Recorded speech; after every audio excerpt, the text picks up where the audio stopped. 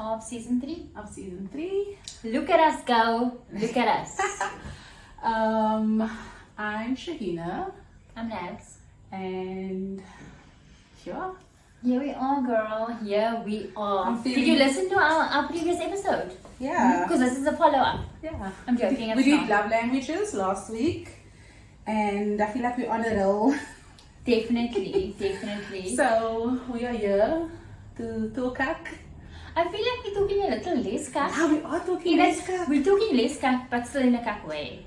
If that makes sense. I don't even think we can say we talk anymore. Are we funny? Just please tell me I'm funny, I guys. don't even think we're funny anymore. Wait, Rashid is here. Are we funny, Rashid? Mm-hmm. Okay, we're so... Okay. So we're still funny. Yeah. Okay. We still laugh though. We're still here for the jokes. We have this camera on us, right? So now I feel like I'm not looking at you. Can you hear me? Yes. Okay. I'm here. I'm present. Fully present. Okay. What are we talking about today? Today, Firstly, how was your week? my week. We need to do a little bit of a check-in. This week was a bit rough, but I still had a good week. Like it was still good, because my personal life is good. Yeah, and I think we work together.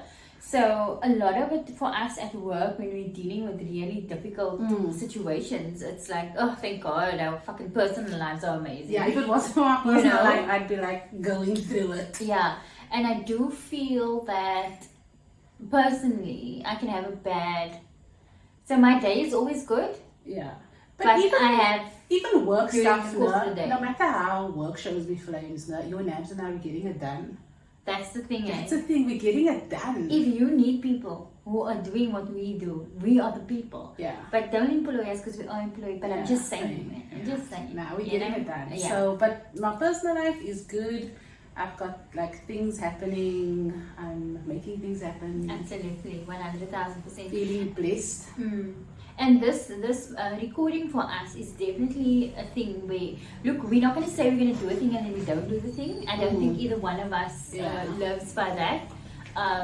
Very intentional. Yeah, if you're talking about it, you're going to do it. And I'm holding you accountable. You say you're going to do that thing, but what the fuck? Yeah, what's happening? What's the problem? Because I don't like people that all talk. Yeah, just so you pick. You come face me, show me that. I don't even like people that complain about their life and then I give them advice and then come a month later with the same story. No, man. I think even my friends know if you're gonna come to me with the same story, my question is always gonna be, so what have you done differently? Yeah. Why aren't you doing something that's changing this for you? Any fucking way. Okay, so today I feel I have been anxious about today's. Anxious about today's topic. Let's get into it. What are we talking about? So today we are discussing attachment styles. Ooh. I don't know why I'm laughing because I feel like I have a problem when it comes to this. And it definitely has been a journey, I think, for both of us in terms of what our attachment styles are. So let's first get into what are attachment styles. What is this big words that you're constantly hearing podcasters and the people out there talking about? Dating gurus are always going on and on. My algorithm is filled with avoidant, anxious, disorganized, secure. What are you talking about? So, what are attachment styles? It's basically behavior that we display or exhibit in a relationship. And it doesn't have to be romantic. Doesn't have to be romantic. I mean, this can be in a friendship as well. And there are 4 of them. So anxious is... So 4 different... There are 4 different ones. Types. Anxious, avoidant, secure, and disorganized. Now... anxious, avoidant, disorganized, and secure. Disorganized, I don't know much about, but you're going to tell me.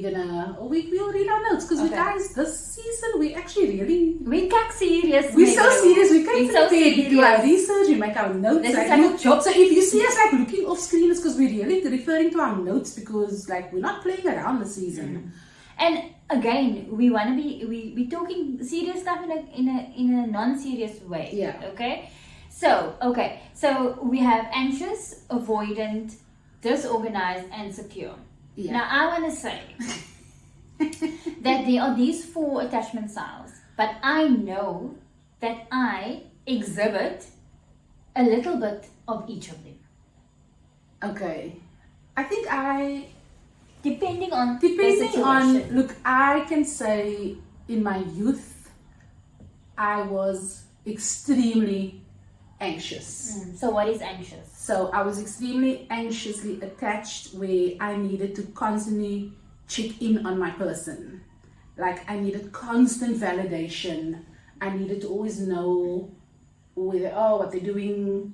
Like I just needed to constantly be in constant communication with them, because like the second there was no communication, it's like, do they even love me anymore? So deeply insecure. Deeply insecure. Like if I was not getting anything from them, it's like, okay, now we've broken up. You hates me. That's but I don't love me anymore. You don't love me anymore. If you don't respond in 5 minutes, and back then we didn't have blue ticks. Then you were like wilding out there. My SMS. Did he get it? Did he get it? Do I have it?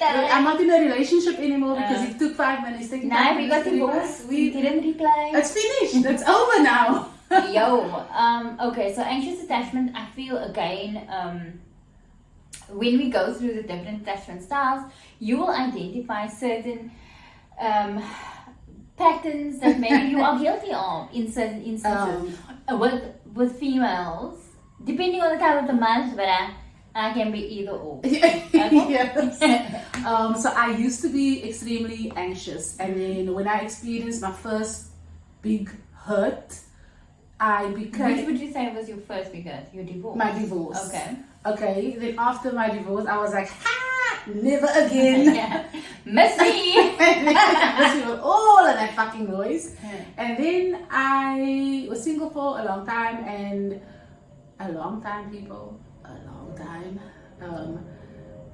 Isolation, because I was not healing, and I healed in solitude and healing in isolation. And we'll touch on that, even though that's not really the focus of the episode. We will touch on healing in isolation and healing in a relationship separate. We'll touch on that. But then I became an avoidant, and an avoidant, y'all are doing dirty work. You avoidance. Okay, and when I say you avoidance, I'm pointing to myself. Okay, dirty work, nasty work, because it's under the guise of. I'm under the guise of, oh baby, I need some space. I need some space, and then I want to disappear off the face of the planet for 3 days. Look, I'm not gonna take away. So you see, remember we're talking about attachment styles, right? We're not talking about individual personalities. Yeah. So an introvert may have or display what you think is an avoidant attachment. Yes. But it is then your job to determine whether this is a little bit of a manipulation. But okay, now I am an introvert, and I did use my introversion. You see? Case in point. Yeah, so I was definitely like the problem. So I am an introvert, and I was like, oh no, I just need my me time. I need some solitude. But did I need 3 full days of it? Did I need to go off grid? Did I need to go off grid? Did I need to move to fucking... and change my name? Did I need to do all of that? I was doing too much. And then the thing with avoidance, so I'm going to tell you what happened to me. So an avoidant, this is how avoidance behave, right? So we do like anxious people. So avoidance do like... They attract. So avoidance attract anxious, because we like the validation anxious people give us, because y'all anxious, we love it, y'all catnip to us. So we like it because you give us something that we want that attention, but then you give us too much, and then we pull back because it's like, ooh, and the minute the avoidance pulls back, and then the anxious is like, okay, now we're in this fucking vicious cycle. And the avoidance, and the avoidance like, whoa, get the fuck away from me. It's vicious. Right? It's And fucking now, vicious. now the You calm anxious, down now, here. okay, so now the anxious is like, now, the anxious is triggered and the avoidant is triggered. And the avoidant is like, oh, I need to breathe, give me space, give me space. Now the avoidant is getting space, and now the anxious is maybe also like, okay, what, I don't know what to do now. Now the anxious is also pulling away a bit just to regroup and to self-soothe a little. And while the anxious is self-soothing, the avoidant is starting to feel, but you're self-soothing a bit too hard over there. I need some attention now. And now the avoidant starts to feel a little anxious. You see what I mean? You see? Yeah. And now the avoidant is like, but what about me? I need some attention. And then the cycle, like we were stuck in this loop. So you're in the loop and you sort of take over the roles as well, and you just keep going. So how do you avoid all of that? By being aware of it. Yes. By being fucking aware. So if I'm anxious and you are avoidant, but you are my partner, you need to be able to sense when I'm being anxious and say to me, baby girl, I'm here. I'm not going anywhere. Yeah. Give me a minute. So in my case, where I would say guilty of bad behavior, it's like I knew he was anxiously attached and I knew I was an avoidant, and I did not give him reassurance. Like I was just pulling away and going radio silence. Yeah, I need some space. I need space, and I didn't really explain. Currently, I'm running away. Yes, like I didn't explain what was happening to me. I was just like, oh no, I need space, I need some quiet. You too much. Yeah, yes. Did you say I that? didn't say that, but I just... Did you look at that? No, I didn't look at it, but I was just very vague about like, no, I just need some downtime this weekend, I just need some space. But I was running away. I was avoiding. Okay, so let's go on to disorganized. The fearful avoidant. The fearful avoidant. So I'm also really not sure about, but let's read what it says. Okay. So the roller coaster. You want connection but fear it. So you swing between chasing and withdrawing. I feel like this is Maybe that's what I was. Yeah. Maybe and I was and that's maybe disorganized. just a vicious cycle that we just explained, how it moves from that. So let me say this about myself, right? I would say that holistically, in terms of attachment styles, I'm secure at this point in my life. I'm secure. And I think it's because I have deep awareness. Yeah, I would also say I'm definitely more secure now. Like I really communicate what I feel, how I feel, when I feel it. But I can play in this disorganized attachment playpen a little bit. Yeah. So, if you listen to our previous episode, it was about love languages, and I spoke about how it's easy for me to adjust to somebody else's love language, and I give more, a little bit of more, and not expect as much in my love language. And I think it's the same here, or maybe not. What I'm trying to say is, so you are an avoidant. Well, I think I'm secure. No, now. I'm saying this is like hypothetically. Hypothetical. Okay. Hypothetically. We are in a relationship. Okay. Yeah. Okay. We've been in one for years. And you are an avoidant where I'm anxiously attached. Okay. Right? So what I do is I see, okay, you play that game. So even though I am anxiously attached and I am deep, desperately seeking reassurance from you, I step back because that's what you're doing. So now I mirror you. Okay, I see. Right? So then... And in the avoidant, the minute the avoidant clocks... What happens? You see? The minute the avoidant clocks, so you stepping back, I'm telling you that avoidant's gonna step forward. Exactly. So I'm tracking you. You know what I'm saying? So I'm actually making a new attachment style. Let us figure it out. Exactly. So I know...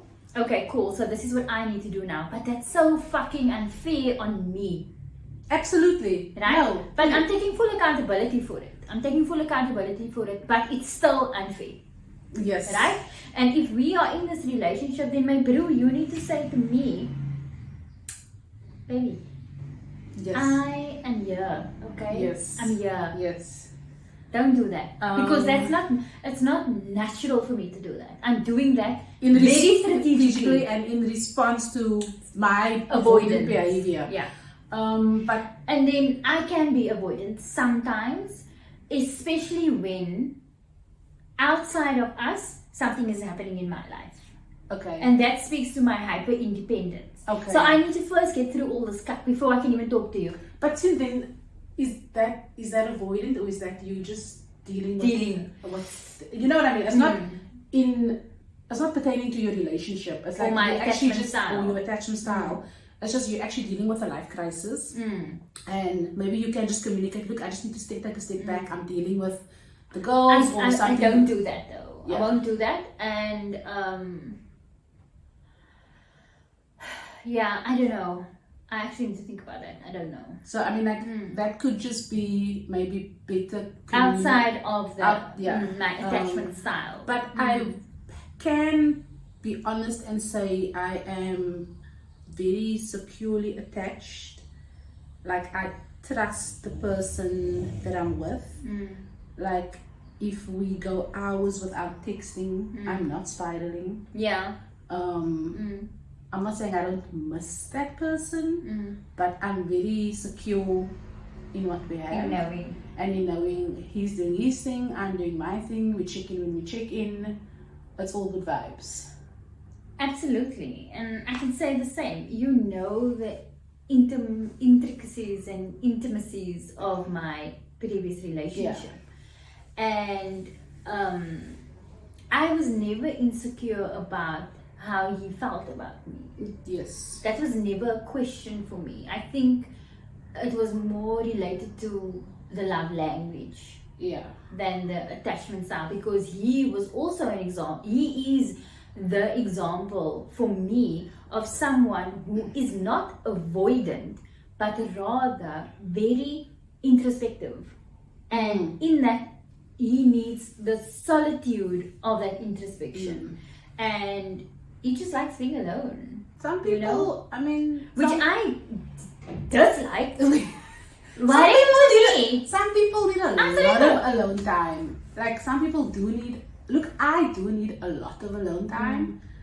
It depends on who I'm hanging out with. Like I think generally when I hang out with you, like we're spending hours together now. When I get home, I'm not gonna feel as drained. So it does depend on the person I'm No, with for sure. and like their energy levels and how they match with mine. But there are other times I'm like, nah, my energy levels are. Like when we come from work, for instance, my period, don't talk to me. I'm done. Don't look at me. I need to Don't breathe close to me. I need to decompress. Leave me the fuck alone. I need like Yeah. hours of just. But then you know what I'm thinking, right? So with your partner, I think should then be a space, a safe space for you to do that. No, absolutely. Spending time with your partner. I don't feel that with my partner when we're together. Then I don't feel drained by him. No, that's not what I'm saying. Oh. What I'm saying is you come from work, for instance, and you make plans to go out later. You can take time to decompress, but not avoid him because you need that. Not avoid him, but just rather be alone right now. Is that cool? Like you're in the same space, but you're not interacting. No, you're not in the same space. You Oh. don't even want to be in the same space. I think that's allowed. I don't think it's allowed. Why don't Don't do you? that. Why don't you think that's allowed? I just want to understand. Because I don't think it's not allowed, but it can't be common practice.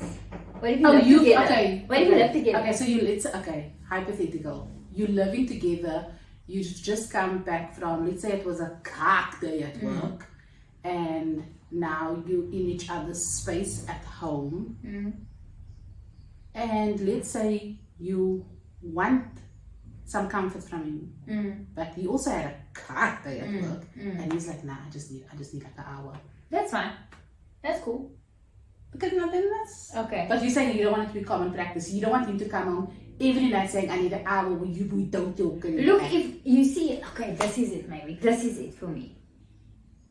I can tolerate anything as long as you say to me, every day after work, I think we both deserve an hour of just being alone. Okay, so then that's predetermined. Yeah. I feel like that's the thing. I think as long as the rules and things are discussed ahead of time, and like this is how things work for us, and even if those are the rules, I think it's always up for discussion. Nothing is set in stone. And there's always exceptions, right? Yeah. I'm just thinking, as an anxious attached person in a fairly new relationship, you are now with somebody who's an avoidant and is using this avoidant style, attachment style, is disguising it as, I just like to be alone. Which is what I did. Yeah. I think that's it. That's the crux of it for me. We must know the difference. But also, okay, so we all can acknowledge that therapy speak has made its way into the common, just normal day-to-day language. Skinner. And so maybe we didn't have this language a couple of years back, right? So you didn't know you were an avoidant. So maybe you did just think, I just like alone time, not knowing you were actually an avoidant. Why are you covering up with avoidance? No. Oh, I don't like them. I also don't like them. I was one and I didn't. Like, I didn't like the behavior. Let's be real. Both are extremely problematic. Because I do not want to be with somebody who I am constantly reassuring.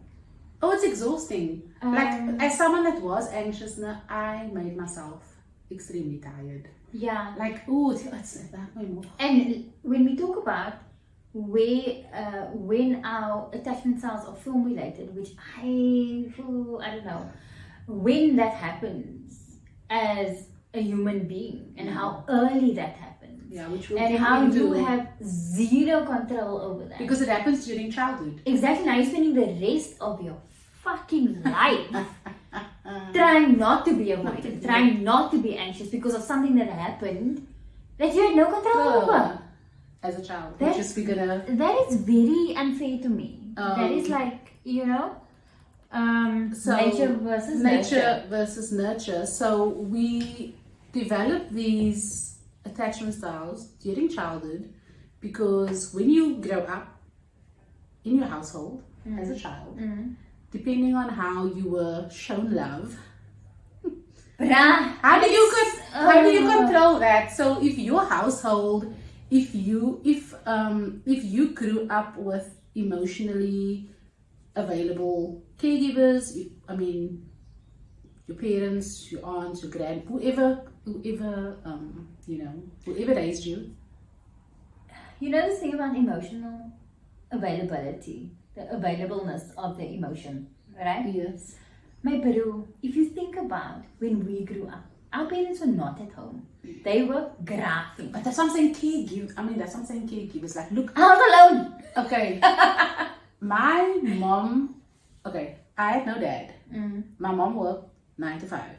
She was grafting. But my gran was at home. Fine. Okay, so my gran was my caregiver. And she was accessible to me 24/7. And she was a very loving grandmother. She was a hard woman to her kids. But to me, she was fucking amazing. So, to me, she was soft. She was just softness. So with her, I felt secure. But with my mom, who I loved, I've always loved her. I feel like I almost said just have a better understanding. Like I was going to say, I love now. Sorry, Gaia. But I always loved her. But at that time, I never felt stable. I never knew where her head was at. She was very distant and cold to me. And she never expressed, maybe when I was like toddler or young, there was more an expressiveness, but she was fighting demons. Exactly. She was a K-pop demon. So what I'm thinking is that I speak from a place of, I speak for myself. Okay. Where I am raising my daughters, and there's so much going on. Yes. Aside from Yes. my emotional availability. Like my brain is filled with so many things, but I am fully aware of the value of being emotionally available for my kids Okay. because I understand the impact that Yes. my lack of presence will have on them. Yeah, but this is because I'm aware. Because you're away and because of the times we live in now that Yes, we speak yes. about these things. But what I'm trying to say is that our parents were not aware. Oh no, they weren't. They thought, okay, jy het skoolskoene, your shirt is Ja. good. That's kos in die huis. That's- ja. That's a dak oor jou Daar's kop. 'n bietjie mix te drink vir jou. Drink a pop. Just alright. You Just know what I'm alright. saying? So yeah. from my gran, the attachment style there was secure, but from my mom, it was inconsistent. Like there were times when she was warm, and there were times when she was cold. So there is where my anxious attachment style came in. So are you saying, because I believe it to be true, that this this nature, Well, that's nurture. that's nurture. That's nurture. So the nurturing of these attachment styles, we know, happens at a very early age. Yes. Like our first exposure to what love is and what love feels like and all of those things from the people in our lives that we loved. And that loved us. And not us. Yes, That that's loved what I us, mean. yeah. So, okay. So we're talking about those people. And then you're saying it can be both. It can be a mixture of It can be a everything. mixture. Yeah. And this is why, as adults, depending on how we are receiving love, is how we navigate which attachment style we sort of move towards. Yeah. Yeah. And I've seen that in my life. The more I like you, the more anxious I am. Yes. And like, so at the beginning of my relationship, I'm not gonna lie, I was still avoidant. Yes, told you. But also I was aware, and I told you too. And I was like, okay. it was like, Fine. I was like, Nabs, I'm self-sabotaging here. Yes, I told you. I almost lost the yellow done. So you see, that is the value of moving with Awareness. knowing. Julle moet wys wees. And the Kyk what's julle the aan. opposite of value? The devaluing, the irrelevantness, the domheid of healing in isolation. Yes. Because I can say to you, I'm so secure and I'm so this. Then I find myself in a relationship anxious as fuck. Yeah. Why? Because I'm faced with a real life experience here where I need to now apply these things that I've learned. Yeah. But I'm not applying because I don't know how. I only know the words, right? Yeah. It is only through experience Yeah. that you can determine how healed you are. Yes. So stop playing me. Yeah. Because I mean, I've read all the books, I Yeah. watch all the reels. I can quote all the quotes. I can therapize the fuck out of you. out of everything. But I'm a But problem. when it comes to like real life application, then I'm fucking it up. Because I mean, I do feel that you are trying. I think ultimately we just want to be loved. We just want to love and be loved and be seen And feel safe. and feel all of that in a safe. And I think that for me was the sort of, that was my turning point, was that I started to feel safe. And I think healing in a relationship, safety is a prerequisite, because you're not gonna do a lot. Things are not gonna happen when there's no safety. And you won't feel safe after one day. No, we don't not know. after one day. Okay, you're gonna have to have real conversations. You're gonna have to have real experiences, and the way that is handled will either make you feel safe or activate your anxiety. And that's not to say that there weren't real moments where I didn't feel a little bit scared. But that's more stemming from you. Yes. No? Yes, it was me. It was like my stuff, my issues. But I still felt, I still felt very safe. Okay, so let's just go through this, right? So you're saying if love was inconsistent, you Yeah, like sometimes warm, sometimes cold, which my Okay. mom was. you become anxious. Which obviously Makes sense. manifested when I was in my marriage. It was a terrible time, guys. If love comes with strings attached or too much pressure, We're running for the hills. Yeah, like tagable hills. running for Really the okay. hills. And I think if you like every attachment style stems from the type of love you received when you were younger, right? But even deeper, abandonment, rejection, neglect, all of those horrible things that I think is really at the fucking And I root didn't of all even of touch it. on avoidant because in childhood, because I do have, I don't want anyone to say did, I feel like I can still speak a little in present tense because I did feel rejected by my father because they're typical guys, colored dads, the same old. That was your pani. So I didn't have my dad in my life, and for years I felt abandoned and rejected, and that manifested in, I don't know, but when I got divorced, I really did feel okay. To not ever feel the fear of abandonment and rejected, I'm just going to be avoidant because if I don't take risks, Then you can't hurt me. The problem with that is you don't get love and you don't get hurt. Yeah. You don't get either one. You can't have that's, one without the other. But I'm also now thinking, right? There's a deep fear of rejection because I have a deep fear of rejection, but I play kakul now. Kakul. And I'm popping, right? Rejection and abandonment is really big for me. So I would rather last this no more, than risk you saying. Yeah. No, it's This okay. is why we don't want to smack brasa. We don't want to And smack the problem is I smack everybody, Yeah, we don't want to smack the but brasa. from a distance. We watch you from afar. We watch you from a distance. But I'm better now, and I think you said it earlier. I feel that I am really good at self-soothing.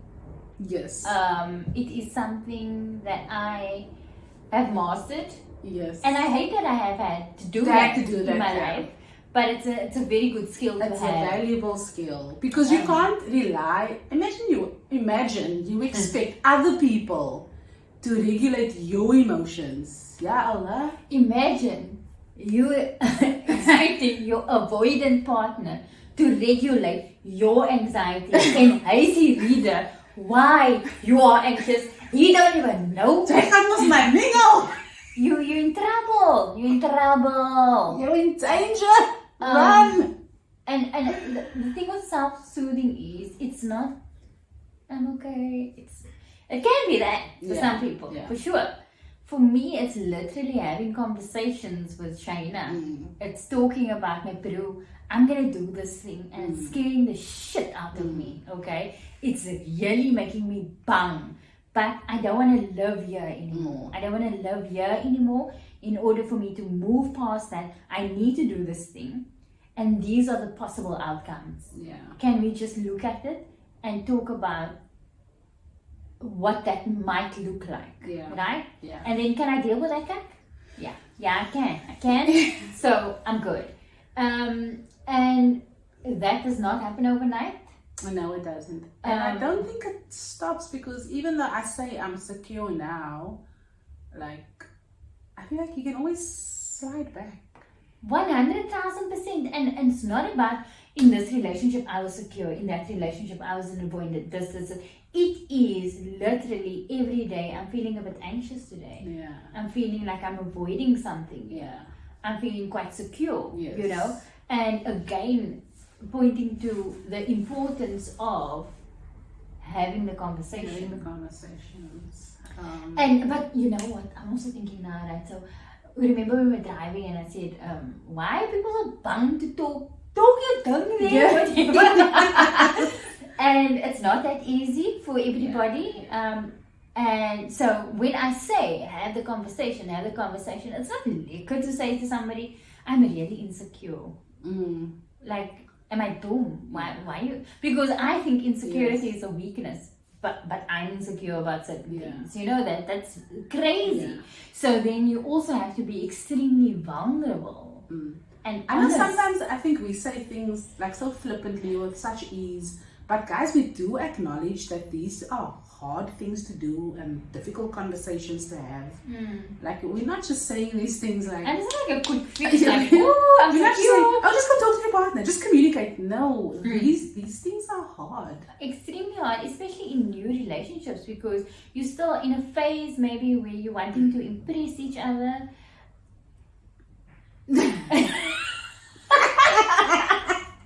Yay! And it's really hard. It's hard. So we get it. I'm just saying, you know, it's so to have a conversation, a difficult conversation is difficult, right? It's difficult. We understand. But what did I say? It's sort of like liberating. Yes, that was the word you used. When I have a difficult conversation, because I've now shifted into a space where I'm like, I got my answer. Exactly. I know what to do. And now you can move forward, or now the healing can begin, or because like whatever that next step looks like. But if you're not talking, now you're literally stuck in that place and you can't move forward. Now you're just stuck there. So I don't know. Oh, okay, this is an important point. So we're talking about, right, when we were extremely young and the love we received from our caregivers, whoever that was, and the effect of, or as a result, this is how we started moving, you know, in terms of our attachment styles. But this is not a stab at our parents should have known better, why did they do this to us, Kanala. Okay, it is more understanding who we are now, and although we may have inherited it from them in some way, I don't know if it was inherited because they didn't necessarily have those styles, but whatever. What I'm trying to say is, this is basically understanding why you do the things you do. Before there were all these terms and whatever, I would literally, like when I was very young and I liked a boy and we were dating for 3 weeks and it was like 3 years, you know? Like, oh my God, it's a 1 week anniversary. Like dumb stuff like that. I was so anxious. And I promise you, even up until my last relationship, there were moments when I was like, when is this guy gonna land? When is he gonna leave? What am I going to do to make him leave? Oh my God, that's heartbreaking. I know, right? I don't like that. It's disgusting behavior. No, I don't mean it's disgusting behavior from you. I just mean that's like the fact that you're still thinking, because I think this comes up a lot for us in our conversations, just in general. Yeah. Like we always have this, like, am I worthy? Am I enough? Am I too much? Because that's like always one of our fears.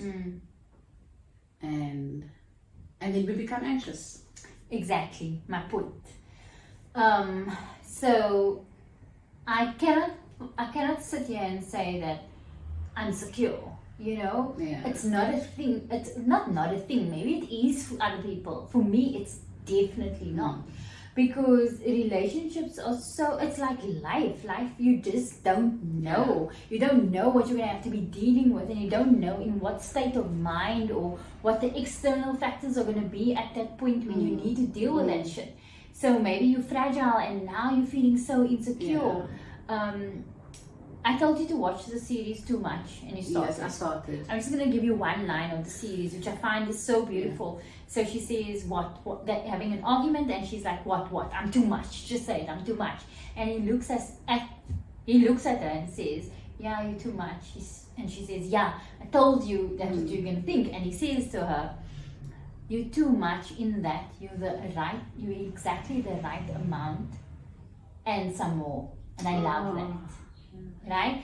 So, yeah, because you're too much for someone could be the right amount for someone else. exactly. And this idea, it's like when girls are young and they say, oh no, she's very dramatic, she's this, she's that.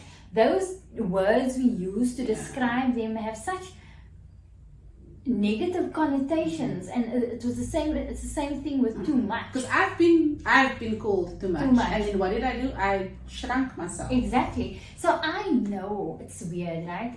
It's like a disconnect sometimes for me, that I know I'm not too much. I'm too much for you, maybe. But that's not gonna make me mold myself. I can't.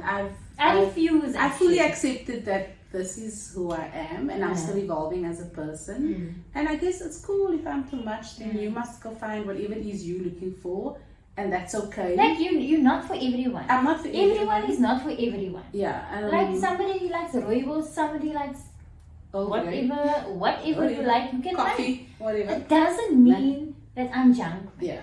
You know? But I mean, there is a girl in me who is quite insecure. Yeah, I have my days. And like let's not forget we're women. We have hormones. Oh yeah. And cycles, and Yeah. like sometimes on the month, and then I can be a needy bitch. Yeah. And other times I'm like, get the fuck out of my face. yeah, like what the fuck? Yeah, What like is- I just don't smack. Okay. Okay. Dating, friendships, and conflict. Attachment styles in dating, friendships, and conflict. I feel like we did cover in dating a lot. Yeah, definitely. Let's talk about conflict. Let's talk about in conflict. Yeah, because that, no avoidance in conflict, and you dumb. Because you're not addressing it. You're just gonna, I need some strength. We shut down. We run away. It is really bad because we do just. I feel like It's like we freeze and it's flight. It's freeze and flight. Yeah, but for me, We don't want to engage. I'm thinking about that breakup where this bruh, literally, I feel like he exited his body, maybe. I'd be like that though. I'd be like that. I was saying by the way, I was like, Could you see the soul, the ruh, Your the ruh leaving the body? your eyes are black. It's like that episode of Black Mirror where they. But I throw him You know away. the episode of Black Mirror where the guy switches off. They switch off their thingy, man. The consciousness. The consciousness, and then they have a go into a memory, an older memory. of Okay, themselves. yeah. Like I think he switched it off. It was the most. I was like, yo. And this was in Where did you go, sir? This was in retrospect, right? Because at the time I was like, what's happening?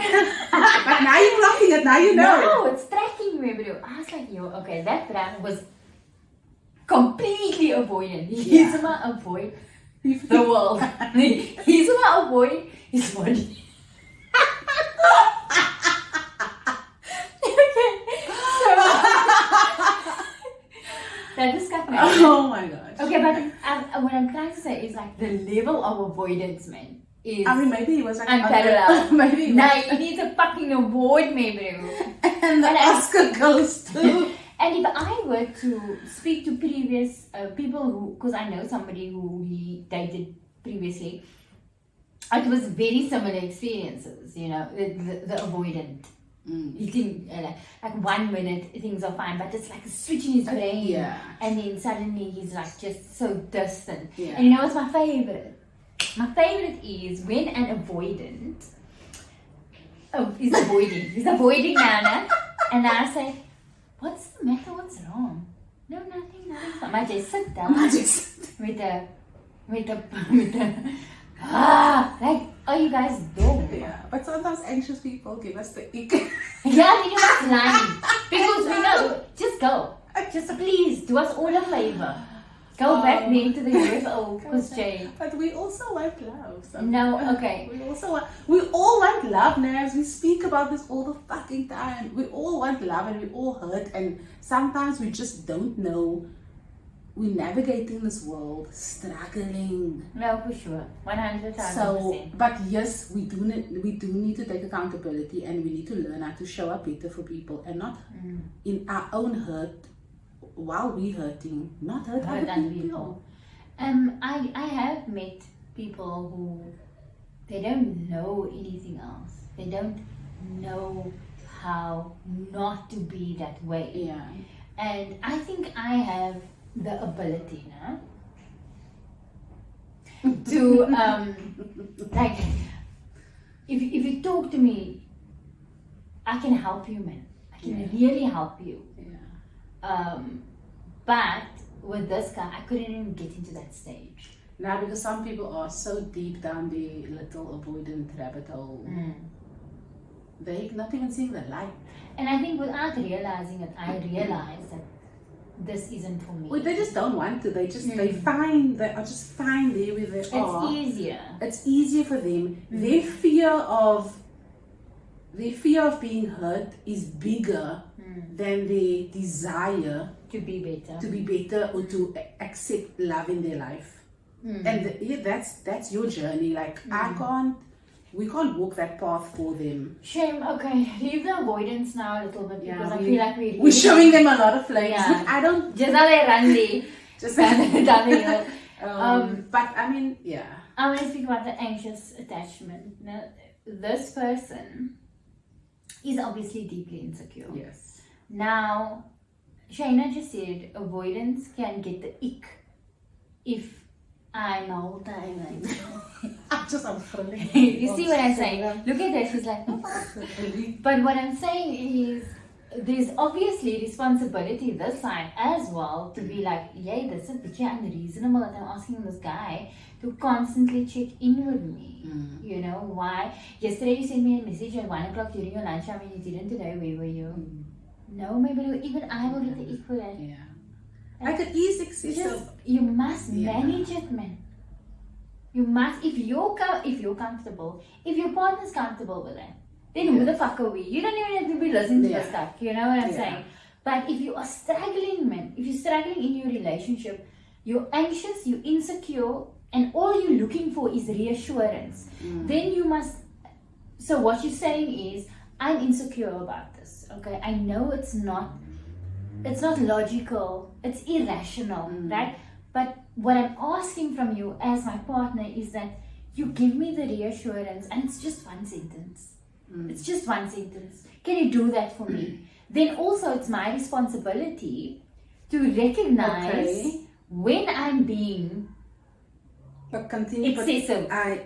Because I was going to say now, where's the line though, right? So that's the line I'm talking about. Okay, because some people, so my anxiously attached person would be blowing up my phone and I'm at work and then I'm like, yo, bruh, one, don't you have a life? How are you texting me every hour? Okay, but what are you responding to that? You're not. No, if I, let's say I'm in a meeting and I don't have my phone, let's say I left my phone at my desk, so now I'm not even seeing the messages. That's number one, right?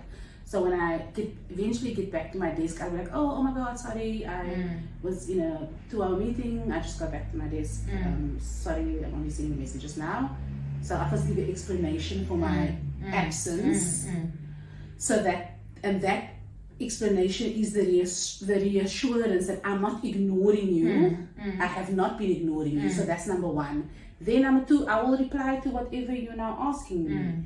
If you were just giving me updates on your day, I'd be like, oh, that's amazing, that's cool, whatever. And then I'm like, oh, I miss you and thinking about you, whatever, cute things. So, yeah, I'm explaining my absence. I'm engaging with whatever you sent in your text. And then I'm giving you like a cute little thinking of you. Was that too much for you? Yo, why are you coming at me like this, bro?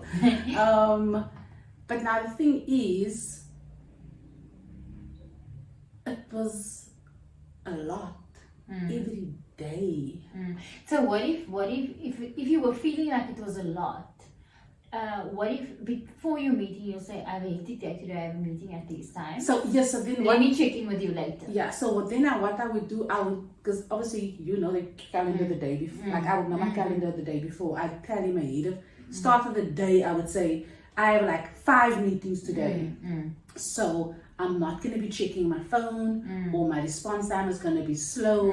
So I would then give him a heads up, because It's a lot of PT, no? so. But you see how I'm already Anticipating and managing. I'm managing sort of his emotions. So now I'm doing all this extra emotional labor. It's giving ick. Do you know what I mean? Because I'm thinking, okay, in his mind, he's gonna, if he's sending all these messages and I'm not replying, he's gonna be thinking this and that. So to prevent all of that, I'm gonna just give him a heads up of what my day is gonna look like, and reassure him that I'm not gonna just be ignoring him. All of the stuff I'm doing ahead of time. I'm also now thinking, right, if you looked at what he was doing for a living versus what you were doing, you were busy the entire day, whereas he had a lot of free time. But then I think about myself, I'm working, we work in the same environment, I can chat heel dag, my bro. And no work, right? That is not my expectation. So, because that's the person that I am. That's not about my attachment style. But now, so I'm gonna flip side this. So now in this relationship, we chat whole day, right? But it's different because when we're not chatting, like you'll sometimes say, I'm going into a meeting, and then I'm like, okay, cool. So now if I know I'm not gonna get the response. Or if I don't get the response, I'm just gonna assume he's in a meeting. I'm not getting mad that I'm not getting mad that he hasn't responded in 2 hours, because that was the energy I was getting from the other one. You see, that's the because difference. the thing is, we both have come from a 9-to-5 background, whereas the other person did not come from a 9-to-5 background at all, was not his entire working career. So he didn't understand workplace dynamics. So that also for me comes now, what comes into play here is the understanding of, right? So I think it was just from his side, to give him grace, it was just a lack of understanding for workplace dynamics, and that someone can just ghost for 2 hours. Yeah, and it's not ghosting, it's literally I'm busy, right? Yes. So you remember we were talking about self-soothing, right? So I'm a chatter member. I'm going to talk all day. I'm then here on a podcast talking cat. You know what I'm saying? Yes. Because it's lekker for me. Yeah. So if you talking cat to me and chatting, I'm going to talk to you, man. So, I mean, and in my previous relationship, he was not a chatter at all, right? Yes. So, when I would actually stop myself from texting him because I didn't want to wait for a response. I didn't want to constantly check my phone for when he responded. So that's me managing my cuck, right? Yes. I mean, we don't need to get into detail or any further than that point where I'm saying I rather just avoided the situation of feeling anxious by not opening up that. Okay. You know what I'm saying? I hear you. But if I was going to say about his name now. Maybe No, we don't name names, yeah. We don't name names. He had he would never do that. He would never text you in the morning and say, hey, have a great day. I'll probably chat to you later. Seeing as how you're at the office today. You know what I mean? Okay, so he doesn't need a response to that. Okay. So he was not managing at all. But I mean, because the thing is, for me, like some of the messages were wild. Like if I didn't send a certain type of message, I would get a message like, oh, you don't even check if I ate today. You don't even check if I this today. Just the fuck off. So you see, no. So you see what I mean? Like it's that level of no. That is deep. So it's. I was really trying, so you can understand how my avoidant was so triggered, because that was a level of anxious that I'm like, whoa. But and you know, people like that should not be in relationships. Yeah. Not ever. You can be in a relationship. I mean, firstly, you can be in a relationship if your partner's okay with that. You can do anything. Yeah. But I feel that it's such a selfish, and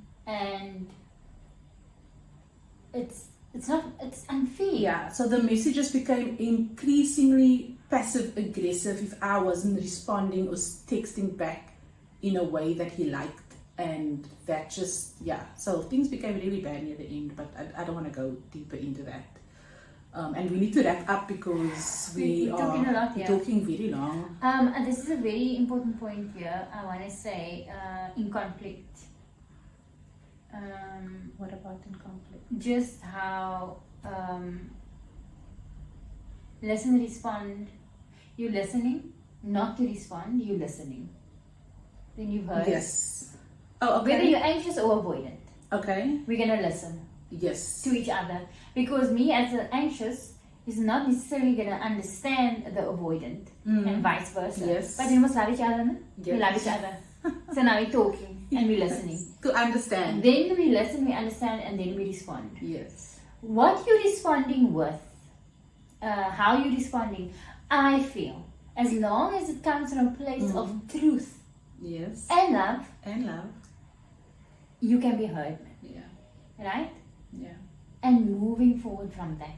And the thing about, I'm going to bring it back to that healing in isolation. When you heal in not isolation, it allows you to put into practice all these things that you have learned. Yes.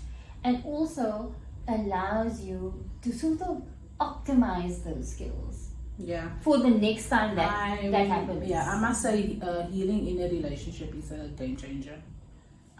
Remember what you said to me when my relationship started versus when it ended? The growth that I have had. And I think that's what it was. I'm learning and unlearning things that it would not have been possible for me to learn the things I'm learning right now. Alone. And it's so like when you think you've healed and something, so I'm done with that. I'm healed, and then you face the situation and you're like, yay, how am I gonna die now? Yeah. Even though I know these things. I saw this meme or whatever on Instagram, and it says the wounds that were created in a relationship can only be repaired in a relationship. I was like, I don't like that. I don't like it because it's true. I was like, well, I am sad. So the wounds that were created in a relationship.